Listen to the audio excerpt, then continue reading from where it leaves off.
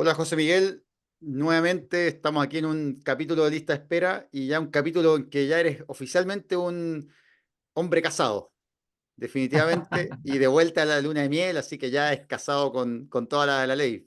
Felicitaciones. Claro, gracias, gracias, con consumación. Exacto. Hoy no necesitábamos tantos detalles acá en este. No, no me puedo separar, ya no puedo pedir la anulación papal. Está bien. Está bien. Bueno, y otras cosas que no se pueden anular son digamos, los cambios que hizo la ministra en las leyes que logró que se aprobaran en el Congreso. Leyes un poco polémicas, porque justamente lo que pasó piola, por así decirlo, todos estuvimos pensando en la Constitución, qué pasaba, si íbamos a tener esta Constitución, esta Castitución o no. Finalmente se rechazó esa Constitución, pero al día siguiente tenía que votarse en el Congreso la ley de ajuste de los sueldos de los funcionarios públicos, pero el ministro Marcel incluyó además el ajuste del ICSA. ¿Qué es el ICSA? Para que algunos lo entiendan, es el IPC de la salud. Es la forma en la cual se ajustan los planes base del sistema de salud.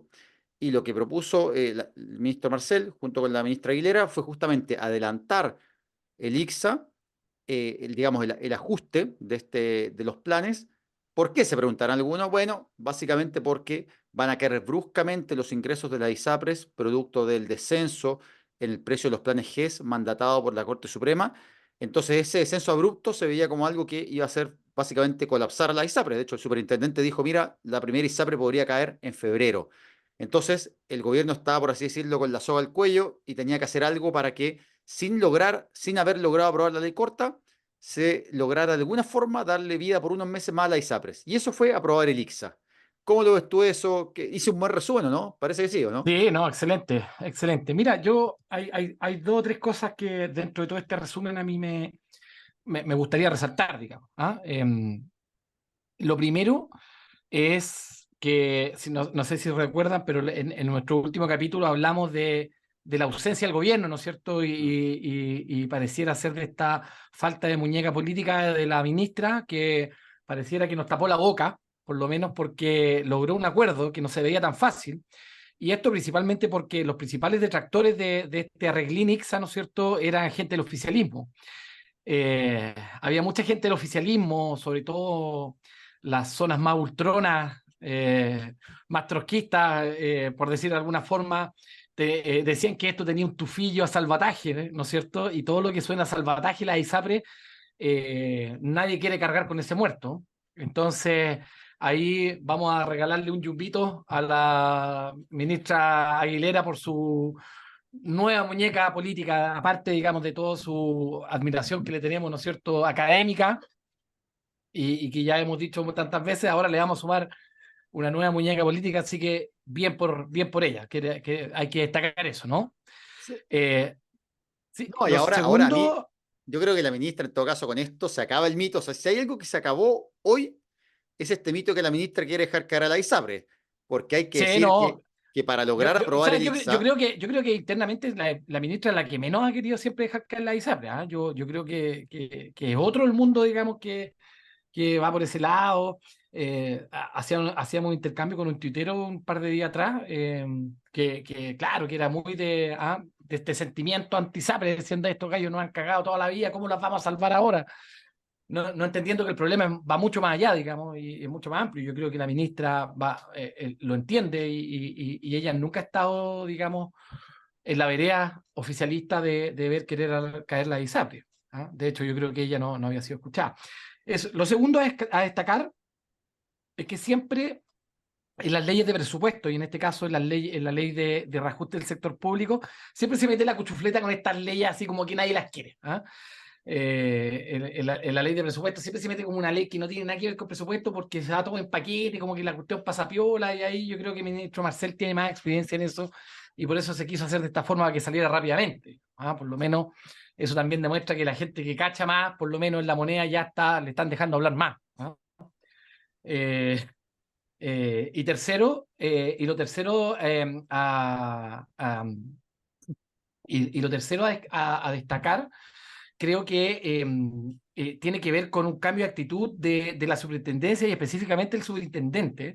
No sé si tú te recuerdas, y te dejo ahí la pelota después cuando termine esta locución, que era el superintendente, siempre estuvo en una posición como que, mira, lo que pasa con la ISAPRES no es tal, los números que nos muestran no dan para lo que ellas dicen, y ahora mismo, en esta semana, el superintendente, el que andaba vociferando, digamos, que si no se hacía algo, en febrero caía la primera ISAPRES. Entonces, como que había un cambio en el escenario, no sé si te da esa impresión, ¿ah? Como que todo lo que hablamos en los podcasts anteriores está ocurriendo proféticamente prácticamente. al gratín, ¿ah? No sé si te da esa impresión. Sí, yo creo que efectivamente había yo creo que hay dos polos en tensión. Un polo, y lo hemos conversado otras veces, que cree que las ISAPRES se pueden salvar tal como están sin ningún cambio, y eso es inviable. Y otro polo que dice, mira, ¿sabes qué? Es una industria que está deslegitimada socialmente, no podemos ir a salvarla, del mismo modo que, por ejemplo, no salvaríamos a un banco que hubiera estado involucrado en un delito o a una empresa que hubiera quebrado producto de un hecho de corrupción, por así decirlo. Pero creo que lo que no se entiende ahí, en el fondo, es que efectivamente las ISAPRES, nos guste o no, son parte de la seguridad social. Es decir, hay pacientes que están hospitalizados que la cuenta la está pagando un ISAPRE. Hay pacientes que tienen tratamiento oncológicos que la cuenta la está pagando un ISAPRE. Entonces, un ISAPRE no se cierra como se cierra un McDonald's, por así decirlo. Se cierra como se cierra quizá un hospital. Imaginemos que la misma situación de la ISAPRE fuera un hospital y uno dijera, mira, ¿sabes qué? Este hospital es un hospital que ha tenido problemas, que ha estado mal administrado, que quizá su gerencia ha tenido quizá un trato displicente y uno diría, mira, ¿sabes qué? Que cierre, que caiga nomás el hospital. Y uno diría, no, obvio que no se puede hacer eso. Y yo creo que con la ISAPRE estamos en la misma situación. Es alguien que quizá hay que, inevitablemente, no hay que dejarlos, digamos, no se los puede salvar, pero tampoco se puede simplemente dejarlos caer. Yo creo que esa conciencia está entrando un poco en el sistema político. A mí me llamó mucho la atención, y lo conversamos antes, que ahora la ministra estuvo logrando firmar un protocolo de acuerdo que entiendo buscó un acuerdo transversal de ciertos pilares hacia dónde avanzar. Y algunas de las cosas yo las quiero comentar acá, quizá para ampliar un poco la discusión. Bueno, un pilar de este protocolo de acuerdo fue primero aprobar la ley corta, que eso parece muy sensato. Todos sabemos que la ley corta podemos discutir más o menos cuánto habrá que pagar o no retroactivamente a los afiliados, pero parece que es necesario, sí o sí. Pero dos dice avanzar hacia el diseño de una reforma de seguridad social en salud, en donde efectivamente no habla de una reforma de fondo, sino que habla de algunos cambios, por ejemplo, terminar con las preexistencias, terminar con como las discriminaciones arbitrarias, crear este sistema de seguros complementarios de salud y mejorar el subsidio de incapacidad laboral, es decir, reducir el tema de las licencias fraudulentas. Creo, ¿Qué piensas de esto, José Miguel? ¿Cómo o lo ves sea, tú? creo, a ver, lo primero que creo que eso fue el costo, digamos, que tuvo que asumir la ministra, en el fondo para el costo entre comillas, digamos, no peyorativamente, sino fue la moneda de cambio que le exigieron probablemente los parlamentarios para aprobar, ¿no es cierto?, este ICSA, ¿no es cierto?, de la salud, porque en el fondo probablemente para el bando que quiere mantener el sistema ISAPRE o para el bando, entre comillas, que quiere dejarlas caer, ¿no es cierto?, para hacer una reforma, el ICSA podía mirarse desde ambas formas y no quedaban contentos con solamente eso, así que probablemente esto fue desde el punto de vista de maquinaria política, ¿no es cierto?, lo que tuvo que hacer la ministra y el gobierno como compromiso para, en el fondo, poder avanzar en ciertos temas.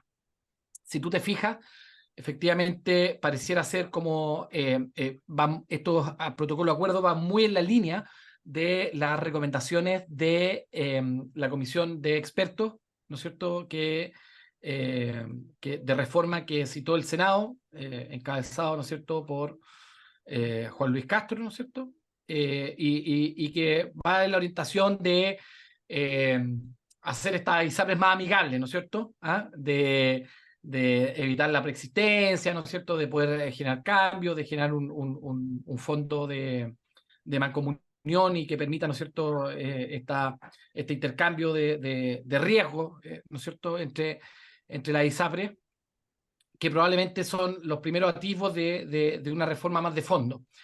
El protocolo de acuerdo también habla del fortalecimiento de FONASA, tema recurrente en este podcast, ¿no es cierto? Y de los cambios que son necesarios. Entonces yo creo que desde el punto de vista político era lo que tenía que hacer la ministra, que era en el fondo asegurar a los parlamentarios que el ICSA no va a hacer el salvataje, sino en el fondo se tuvo que pedir esta moneda a cambio, que era un protocolo que va muy en la línea de lo que había hecho esta comisión de reforma solicitada por la Comisión Salud del Senado, encabezada por el senador Castro. Entonces, creo que está bien, creo que son pasitos, digamos. ¿Ah? Tú has sido siempre crítico de que no se hizo nada durante 15, 20 años. Esto probablemente son los primeros pasitos después de no hacer nada. No sé cómo lo ves. Sí, a ver, yo creo que, curiosamente, este acuerdo, a ver, no salva las ISAPRES, aunque se apruebe eso como está, yo creo que incluso es más, en algunas cosas las va a terminar convirtiendo en una, digamos, podría permitir que sigan existiendo, pero en una forma muy irrelevante. ¿A qué voy? Es que efectivamente muchas cosas apuntan a ser a FONASA más atractivo, es decir, mejorar seguros complementarios, mejorar, fortalecer FONASA, mejorar mecanismos de pago. También el tema de poner fin a las preexistencias. Por un lado, claro, uno dice, bien, obviamente estoy de acuerdo con eso, pero obviamente eso va a generar más incentivo en la ISAPRES para seleccionar pacientes. Es decir, si no se establece en general los sistemas de seguridad social, no solo no hay preexistencias, sino que el seguro no te puede rechazar cuando tú te vas a afiliar al seguro. Entonces, si yo en el fondo creo un sistema de, digamos, de seguros, en donde le digo, mira, ¿sabes qué? Acá no lo puedo rechazar, o sea, digamos, digamos, de cierta forma, eh, puedo, digamos, no le puedo establecer preexistencias, pero sí le puedo regular el precio del plan y cobrarle más. Lo que van a hacer va a ser simplemente trasladarlo eso al precio. Y van a decir, mira, ¿sabes qué? Claro, Planes más caros. Eso va a ser simplemente. Entonces va a ser una forma de seleccionar más, porque ¿qué es lo que sucede en los países donde no hay persistencia? Por ejemplo, imaginemos un seguro social como tipo Alemania, para que la gente entienda. Uno va con su 7% y le dice al seguro, me quiero inscribir acá, y el seguro te acepta. No te pregunta nada más.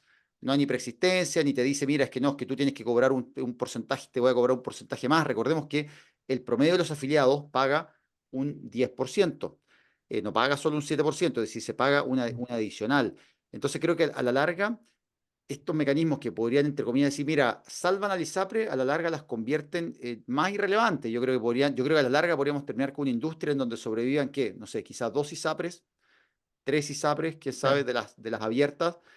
Entonces, es entre comillas un salvataje. No sé cómo lo ves tú esa parte. Sí, sí, o sea, claro, si uno compara sistemas, efectivamente, tú ponías de ejemplo el sistema alemán finalmente, que es un sistema multiseguro, que es un fondo mancomunado con multiseguro, finalmente a los seguros les conviene tener gente más siniestosa, porque en el fondo su modelo de negocio está en que entre más siniestosa es tu cartera, más plata te pasa el fondo único, y tu pega como seguro, en el fondo, es poder negociar con los prestadores.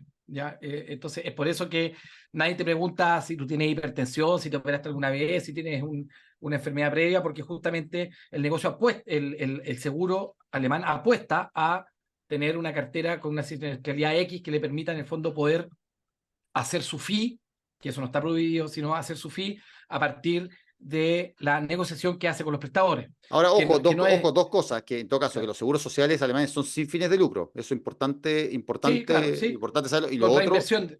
claro, y lo otro, eso sí, que en el fondo a ellos les da lo mismo un poco, no es tanto que les convenga recibir a los enfermos, sino más que nada Claro, que les da lo mismo, porque si es más sano, te pago menos, si es más enfermo, te pago más. claro, O sea, exactamente. sí. Exactamente. Y eso financiado por el seguro. Bueno, exactamente. Entonces, claro, son modelos de negocios distintos y más que modelos de negocios son, como siempre, también lo hemos conversado, un ethos distinto, ¿ah? No sé, como algo más profundo, porque uno seguro un auto, ¿no es cierto? Nuestro ISAPRE seguro de auto versus un seguro social, ¿no es cierto? Como está descrito en países de ese tipo.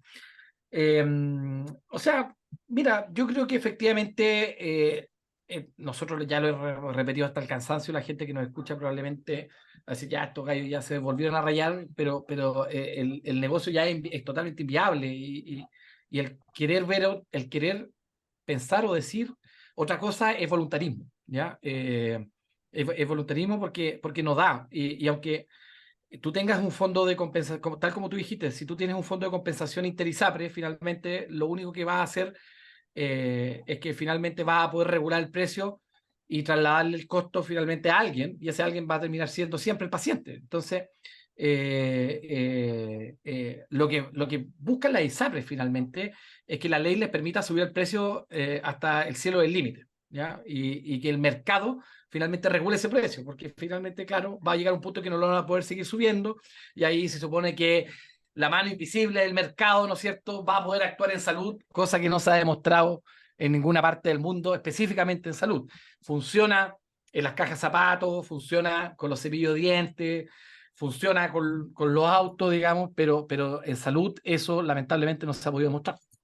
Claro, así es. Y de hecho, yo hace poco leía un informe, de hecho lo compartí en Twitter, que hablaba del año 2000, en donde en el fondo decía un informe de la CEPAL, en donde comentaba la situación de los sistemas de salud, del sistema de salud chileno, y decía que justamente uno de los problemas era que se había creído que efectivamente estos seguros privados que iban a competir entre ellos, lo que iban a hacer es que iban a competir por ofrecer mejores seguros, más prestaciones, al menor precio, al mayor número de afiliados.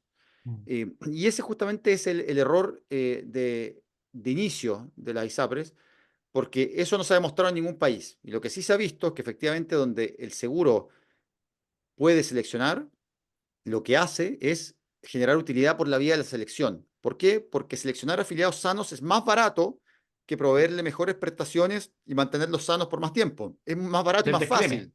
O sea, claro. es más fácil, es más fácil decir, oye, voy a seleccionar al paciente de 20 años que no tiene ninguna enfermedad, a que si no, ya mira, ¿sabes qué? Me voy a hacer cargo por la misma plata de una abuelita de 80 años, diabética, hipertensa, postrada, y la voy a tratar de mantener más sana más tiempo. Es obvio que no están los incentivos puestos en esa línea.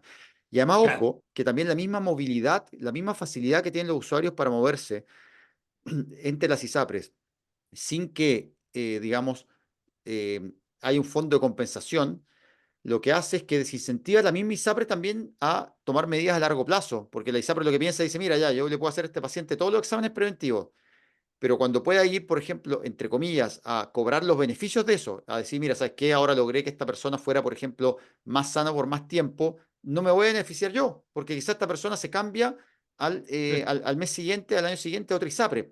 Entonces, el sistema está estructuralmente muy mal diseñado, financieramente no tiene ningún sentido, y creo que eso es justamente lo que le está pasando a la cuenta ahora, que esta idea de que era un sistema súper eficiente, que todo lo hacía bien, en verdad tiene vicios estructurales muy profundos que lo hacen inviable. Ahora, ¿qué piensas o cómo ves lo que pasó con la Constitución ahora? Porque mucho se debatía, bueno, se aprobaba, ganaba el en contra, el a favor, bueno, el rechazo, ya estoy perdido, estoy mareado con todo esto, pero, pero ¿tú crees que esto impacta, no impacta? ¿Va a influir en el debate, no va a influir en el debate lo que pasó? O sea, bueno, mira, a ver, lo primero es que creo que esto es una opinión personal, digamos, creo que fue positivo que se haya rechazado, estoy hablando específicamente en salud, ¿ah? Mm, Más allá de, digamos, de los debates más profundos, de aborto, de quitar libertades a ciertos sectores como las mujeres, etcétera. Creo que específicamente en salud creo que es positivo que se haya rechazado, ya lo habíamos conversado, ¿no es cierto?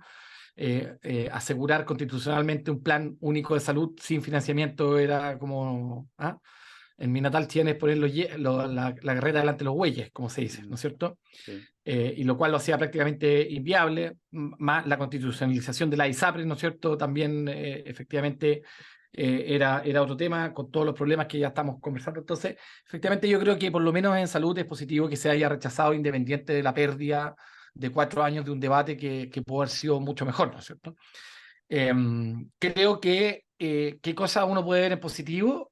Creo que en positivo, lo hemos conversado también anteriormente, hay acuerdos transversales, ¿no es cierto? Tenemos la comisión Cuadrado-Santelice, ¿no es cierto? Tenemos la comisión del Senado y que esos acuerdos transversales pudieran eventualmente transformarse en cambios más profundos a nivel del Parlamento, del Congreso y específicamente porque después de estos 4 años todos dicen quedamos igual, sí, quedamos igual, a excepción de que ahora podemos modificar la Constitución con 4/7 y que pareciera que esa fue, ¿no es cierto?, la cola del diablo, y probablemente esos cambios más profundos, ¿no es cierto? Esos cambios que hay acuerdos transversales con estas comisiones, ¿no es cierto? Y lo que se está discutiendo actualmente pudiera provocarse, ¿no es cierto? Y comenzar un cambio más profundo sin una tremenda cambio constitucional que ya todo esto el gobierno también le cerró la puerta, yo creo que honrando su palabra, ¿no es cierto?, frente a la ciudadanía.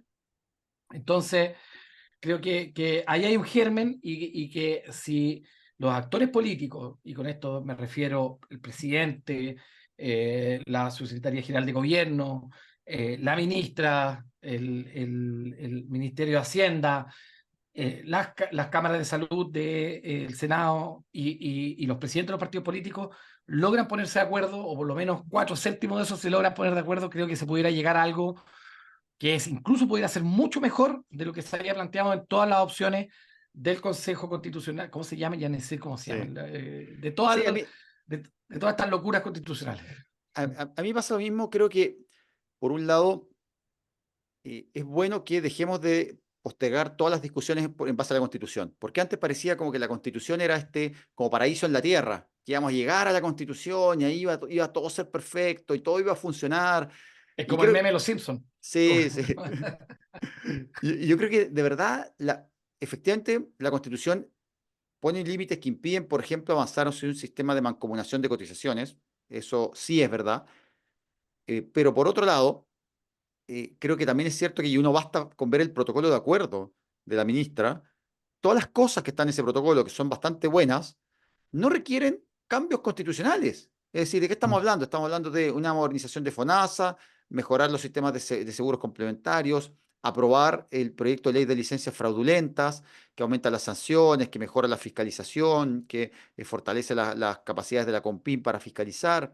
em, También terminar con cosas como las preexistencias. O sea, estamos hablando de un conjunto de cosas que uno dice, oye, si se aprueba este protocolo, no te voy a decir que es una reforma, por ejemplo, como el GES. No, no sería así de relevante, pero sí creo que sería un paso muy grande, logrado solo con leyes, sin cambios constitucionales tremendos. Entonces creo que es hora de restarle el dramatismo a la Constitución y decir, mira, ¿sabes qué?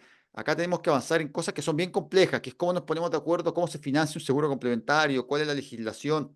Son cosas súper técnicas y que se puede avanzar más aun cuando no tengamos acuerdo completo respecto a cuál es el destino final del sistema de salud. Porque uno podría decir, mira, ¿sabes qué? Yo quiero avanzar hacia un seguro nacional, yo quiero avanzar hacia seguros, un sistema tipo alemán, pero aún sin estar de acuerdo en eso, podemos, y lo mostró la ministra acá, se puede lograr un principio de acuerdo en cosas bastante sensatas en que nadie debería, por ejemplo, uno dice, ¿quién puede estar en contra de aprobar un proyecto que mejore la fiscalización de licencias? Uno dice, es absurdo. O sea, sabemos que están saqueando FONASA ahí. O sea que, la otra vez, ¿cuánto fue la cifra del fraude de FONASA? Creo que era Sí. como un 25% del gasto de un año, era una Yo cifra, no estoy, era una cifra muy tener loca. yo no estoy tan de acuerdo yo no estoy tan de acuerdo con eso, ¿ah? Ahí vamos a tener ¿En qué un sentido? ¿En qué capítulo. sentido? No, pero adelante, adelante. No, o sea, el tema de licencia médica hay que regularlo, hay que cambiarlo, digamos. Ese es un muerto que tampoco nadie quiere, ¿ah? No lo quiere FONASA, no lo quiere la ISAPRE, Sí. nadie quiere ese muerto, ¿ah? Pero creo que cuando se discute ese tema, y ojo que a mí me ha tocado ir a discutirlo A la o he comisión. estado presente en la discusión en las comisiones de salud. Siempre se habla de los fraudes, que los fraudes es muy importante, pero del 100% de la ISAPRE, de las licencias que se emiten en Chile, menos del 3% son fraudulentas. O por lo menos se ha demostrado que son fraudulentas. Menos del 4% de los médicos que emiten licencia en Chile son médicos que emiten licencia fraudulenta. Casi la totalidad son licencias adecuadas. El problema va por otro lado. El problema que tenemos hoy en día con licencias médicas, aparte pandemia, aparte de la crisis de salud mental que tenemos en nuestro país, digamos, aparte de todos los problemas post pandemia que tenemos, el, el, la, la principal limitante para la emisión de licencias médicas son los médicos. Y nosotros, si vemos el crecimiento de los médicos en Chile ha sido exponencial, ¿ya? Tanto por médicos egresados en Chile. Yo me recibí, no sé qué año te recibiste tú, yo me recibí el año 2005 y egresaban alrededor de 700, entre 700 y 900 médicos. Hoy en día están egresando más de 2000, digamos. ¿Ah? Mm. 15 años después, en el fondo se duplicó. tuvimos una entrada masiva de médicos, pasamos de, cuando yo me recibí en Chile éramos 10.000 médicos, hoy en día son más de 60.000 médicos, ¿ya? Y eso debido y por lo tanto, el número de personas que está capacitada para emitir licencias, en realidad se ha sextuplicado en 20 años. Y por lo tanto, en realidad, el mayor problema entre comillas, que tenemos es que el acceso permite que haya un mayor número de licencias. No, sí, a ver, Y ahí hay otro... pero también, ojo, también ha habido importantes casos que se han descubierto de emisores fraudulentos. También la capacidad de fiscalización es Por, muy e- limitada, por está muy eso, limitada pero porque, por ejemplo, lo que te estoy señalando es que un 3% de licencia fraudulenta cuando tenías 10.000 médicos no es lo mismo que un 3% de licencia fraudulenta sí, cuando tienes 60.000 médicos. sí, ¿Cachai? Entonces, el tema es que se pone el foco ahí, pero en realidad el foco es otro. ¿Ah? Es como you and the point. Porque cada licencia fraudulenta que se logra fiscalizar es plata ganada para el sistema, digamos, y eso yo estoy sí. totalmente de acuerdo, pero el mayor problema que tenemos es que hoy día el acceso, en el fondo, sea multiplicado. Y ahí lo que tenemos que hacer es cambiar los sistemas en el fondo, de gestión de esta cuestión, porque en el fondo de pasar de una licencia de papel a electrónica, yo creo que es sumamente positivo y yo creo que eso va a ayudar a la fiscalización. Pero también tenemos que ver qué pasa con los 3 o 5 días de cadencia, ¿no es cierto?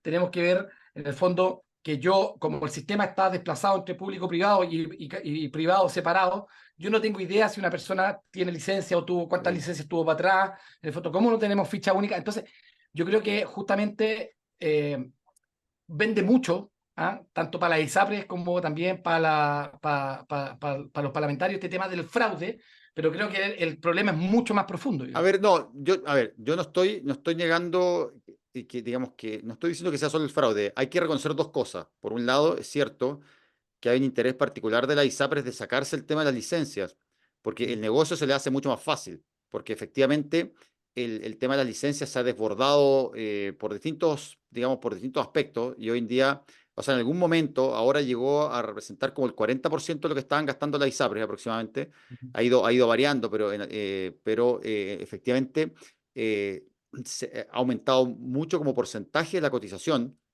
y es algo que es probablemente lo que ellos se desearían con mayor agrado.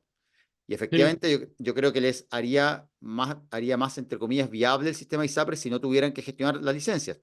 Y ojo que creo que también políticamente ese es un motivo por el cual no, muchas personas se oponen a algunos parlamentarios a discutir el tema de licencias por separado, porque dicen, ojo, si nosotros creamos un fondo de licencias por separado, están pensando, es como negociar una parte de la solución del problema, que es entre comillas la que le hace más fácil la vida a la mm, ISAPRE, pero no meternos en el problema de fondo como del sistema de salud. Entonces yo creo que está esa tensión en que algunos dicen, oye, quizá si hacemos esto, claro, lo salvamos, pero no logramos ningún cambio de fondo.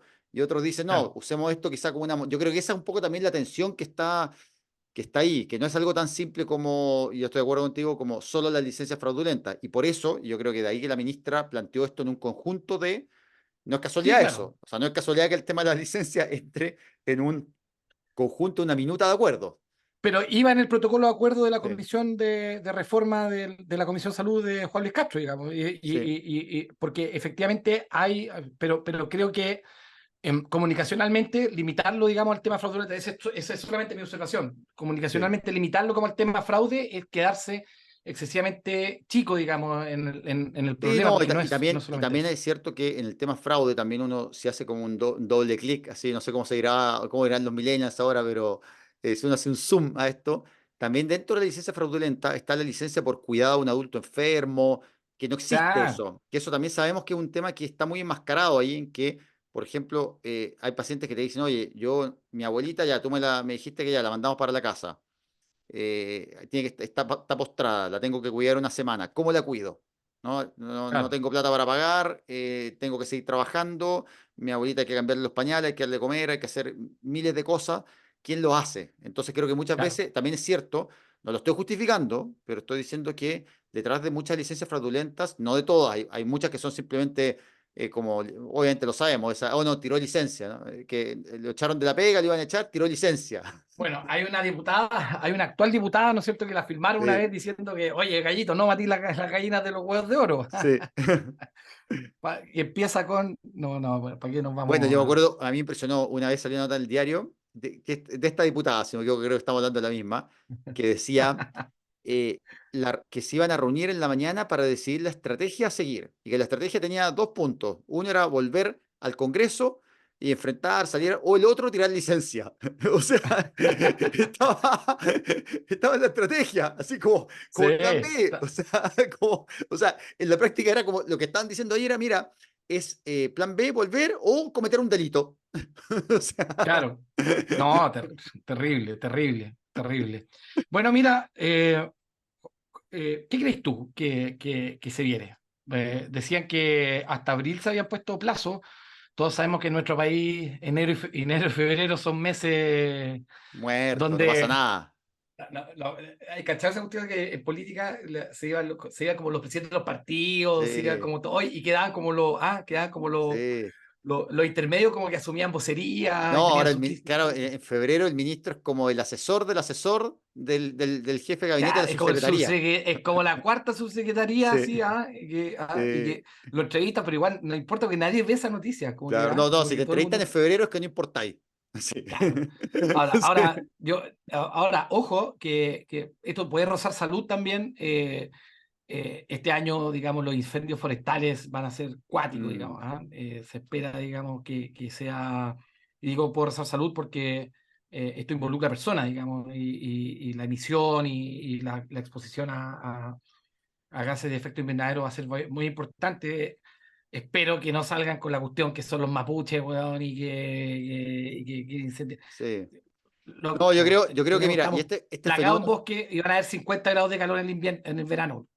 sí, este fenómeno ya se vio en California, que California tuvo una sequía récord, después tuvo lluvia récord y después incendios récord. Es Claro. un patrón que bueno, que se ha anticipado que podría pasar y yo creo que así como el gobierno se anticipó y ahora planteó este tema de, por ejemplo, adelantar las vacaciones de invierno para que no haya un pic de enfermedad respiratoria, algo que, bueno, es bien difícil de predecir, pero al menos está haciendo un intento de anticiparse, que se agradece. Creo que si hay algo, y nuevamente concuerdo contigo, consejería gratuita acá de lista de espera para al gratín, ¿no? Es ojo con los hospitales del sur. O sea, recordemos que el año pasado incluso hubo postas que estuvieron comprometidas por los incendios, es decir, se dañó Mm. infraestructura hospitalaria. eh, entonces creo que es importante que haya refuerzo específicamente en las zonas donde puede haber incendios, que se considere esto en la planificación y que no lo tome el presidente por sorpresa como si es algo que esté en la playa ahí, es que justo un incendio, jamás me lo O sea, esperé. va a pasar, o sea, ojo, y el tema es que va a pasar, eso Sí, no, digamos, no hay sí, lugar, no hay lugar a duda. Ahí creo, claro, ahí va lo político de decir, oye, esto Cayo ya de nuevo lo pidió por sorpresa, como ya es como sí, pegarle un pipe, pues, ¿cachai? Si le están diciendo todo el mundo. sí, Y lo otro es lo netamente, digamos, organizacional de gestión, que efectivamente hay que tomar los resguardos, tanto de recursos humanos como de protección de las personas, en el fondo, y ojalá se tomen las medidas que se requieran. sí.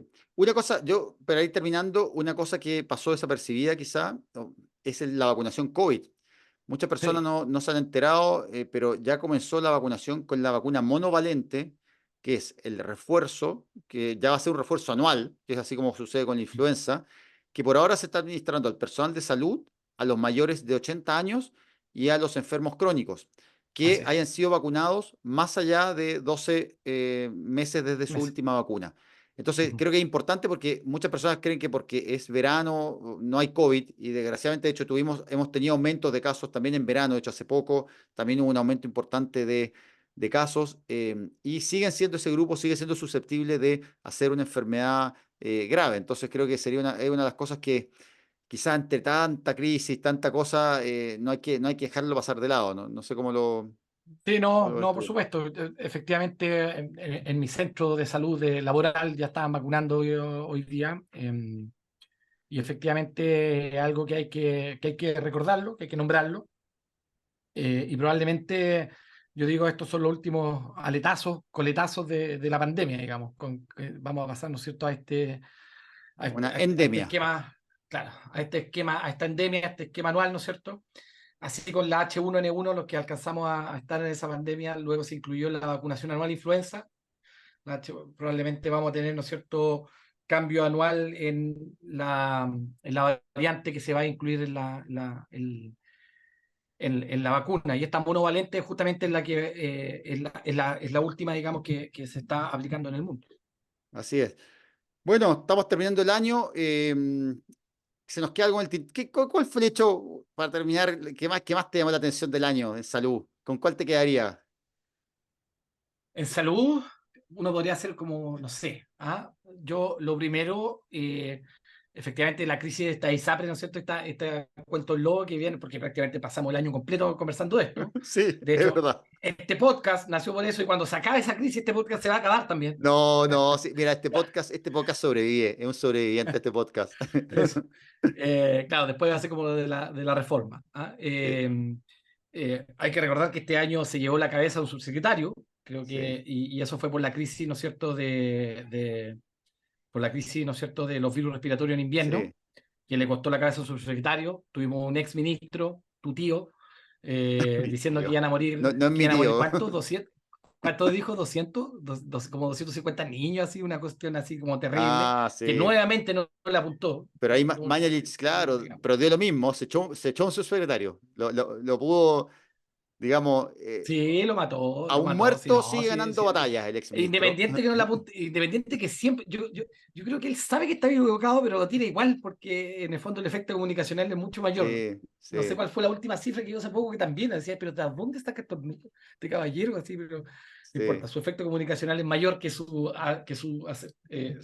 certeza, digamos.